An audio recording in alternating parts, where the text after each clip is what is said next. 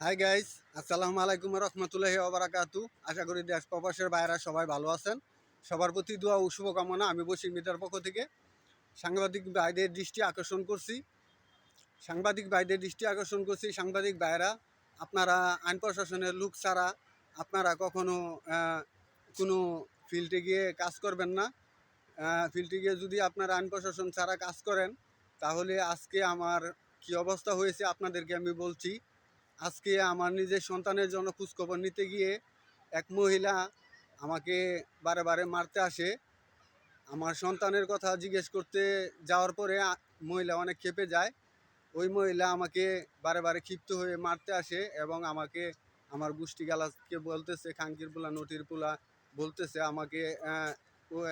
Model থানাতে police আছে, তারপরে হাসনাবাদে পুলিশ আছে, ওই পুলিশ দিয়ে আমাকে ধরিয়ে দিবে এবং আমাকে মারবে, বারে বারে মারতে আসে। আপনারা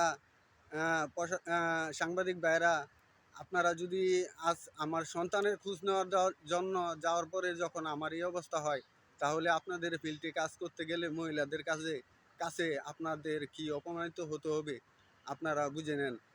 আমি ওই হাসনাবাদ, গুড়ামারা, কাজীবাড়ি, খাবারি কাজীবাড়িতে যাওয়ার পরে স্বামীর নাম হলো শ্যামল, স্ত্রীর নাম হচ্ছে হাসিনা।